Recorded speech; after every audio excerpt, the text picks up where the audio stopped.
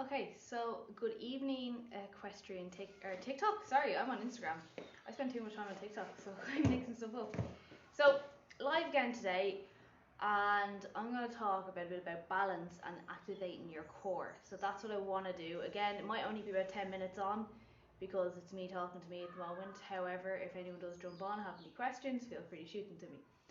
So last week we talked about activating your glutes and being able to squeeze your glutes, and that's a part of it as well. But we also need to be able to engage our core to keep ourselves balanced when we're riding. And the difference in solidity when you have your glutes engaged and your core engaged versus when you're just relying on the stirrups quite a bit, it actually makes a big difference to you and the horse. So everyone knows trotting with no stirrups is god awful. Canter is a bit more comfortable, but if you can get into a proper seat, it can be slightly more bearable. I'm not going to say it's going to be enjoyable. I'm not going to say it's going to fix the issue, but it can make it slightly more bearable because if you're not going the whole time. But the problem is when we have stirrups, we lose that need to grip. So while we might be kicking the horse and urging it on, the stirrups are holding us up and keeping us in place. And even if your toes are up in the stirrups, you have that little bit of extra balance. So that's why I wanted to talk about balance today and core engagement. So I went through this today. I have my little mat here. So if you're falling forward and not engaging, it's going to be more uncomfortable to ride for you and the horse. Whereas if you can tilt those hips and then we pull that core in, so pull that belly button through to the spine. I have another way of saying this, but I'm not sure if it would be allowed. But basically we're pulling that belly button through, we're coming up tall. And you keep that nice solid area here, so your core isn't just your abs. Your core includes your glutes. It's kind of everyone in your trunk kind of area.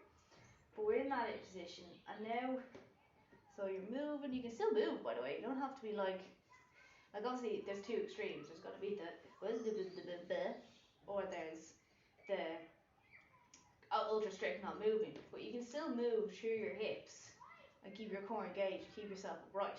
So it's not a case that you have one or the other. It's a case of working both together. So what I'd like to do is go through a few exercises to help you increase the activation of your core and things you can use going forward when you're riding. So we have our very simple standard one, which is your plank, okay? So this is an exercise everybody hates, but it's great for your core. One thing you want to do, so for me, I tend to round a little bit because my shoulders are slightly round, okay? That's just my body position. But you can start even from this bottom position here. Focus on trying to get everything in alignment so you're not twisted, your bum's not in the air. So you can actually start with a modified plank. Get used to like squeezing those core muscles, feeling them activate. Then you can move up into your standard plank. Again, we're squeezing that core. You want to, as you're lifting, okay? It's always great to start from your knees because what you can do is you can pull in your core and then lift up. Because if you climb down into it, it's not the same activation. So you pull in that core, activate it, then you pull up into that plank. You want to focus on trying to keep yourself as balanced as possible. So you don't be up like this, okay? You don't want to be down like this. Now, as I said, I've been around it, so if I can get up like this, but quite difficult.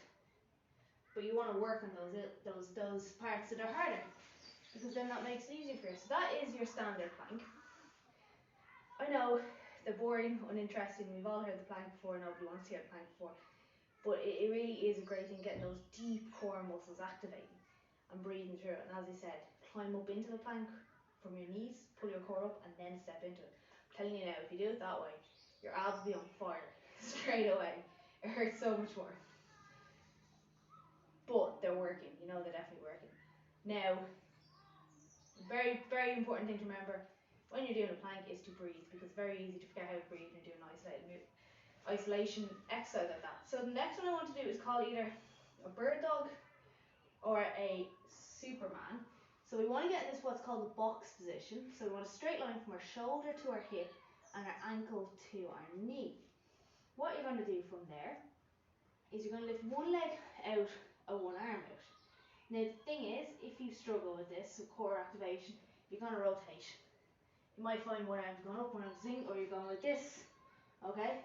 So the aim is to get it as smooth out as we can, and then Yeah, just can. And back in. You might find on one side you're more sturdy. Again, we want to keep that box position so you don't want to start to have your hands creep forward. Now, back in, out, and back in. You can practice holding this or do it for reps as well. But the real aim is try and keep that flat back and not rotate into the hips. Now I'm doing a very dramatic one, but like that, that's how you kind of end up looking like Superman, you know? But we want nice and out and back in. With this, if you're really struggling with this, there's no problem even just starting with lifting the hand out or starting with lifting the leg out. So you can get used to balancing on one limb and you're getting those core engaged, and then you bring the hand in. You come back, out and back. So these are two great exercises to start with, especially when it comes to the likes of engaging your core and getting it working. And you'll probably feel your obliques, which are your side ones here, a little bit. But once you know how to feel that activation, because if you can't feel it, you can't do it. Do you know what I mean? Does that make sense? So what I'm trying to say with that is it's all well and good me saying, hey, suck in your stomach, but it's more of a pulling it. Do you know what I mean? So like, you suck in your stomach and hold your breath, the muscles aren't necessarily activated. Whereas if you pull your belly in, or say for instance you're bracing, like imagine someone's going to punch you, now they're engaged. And you want to get that effect before you do any core exercise like that, because if you're doing it willy-nilly with no activation, it's not going to work. Like, you're not going to be doing it. Now you will get some activation with it, but you want to make sure they're engaged beforehand. If you're engaged beforehand, the likes of that Superman, it's going to be a lot easier to reach forward and back without feeling like you're rotating left, right and centre. And same with the plank. You'll feel more solid. You want to squeeze your whole body but still be able to breathe. So it's a case of flexible tension. Don't know what that means, but anyway. But you know what I mean? It's not you can't breathe to do it. You need to be able to do both. So it's an engagement opposed to a constriction, if that makes sense. Really hard to explain. I'm trying to think of words for it, but the best way of saying it is just imagine you're being punched, you're about to be punched in the stomach, you go, oh, you tense like that, right? As opposed to going to hold your breath. So you can still breathe if you're tense. So like if I put my thing in, like I was going to get punched, if I went, see, still there. Whereas if I suck my stomach in, like that, breathing up here, very difficult to breathe. And what will happen is you'll probably go around for about 10 minutes and go, you know, and then you collapse back. But these things as well are really easy to practice and walk. It's something that you will get over time. Like obviously with the trot and the canter, it's harder. But if you can practice, you know, 10 seconds, moving into position and walk, go nice and slowly, go. Back and walk, nice and slowly, go. It becomes a lot easier and it's not as much of a challenge. So if you get used to it, then you think the same thing when you go on trot, you go and we move again. So that is today's little story, which is about core engagement and 2 basic exercises you can start with. I'm hoping that was helpful. Do let me know in the comments if you got anything from this. I'm going to post this to my TikTok as well, and then the TikTok can come and see the full one.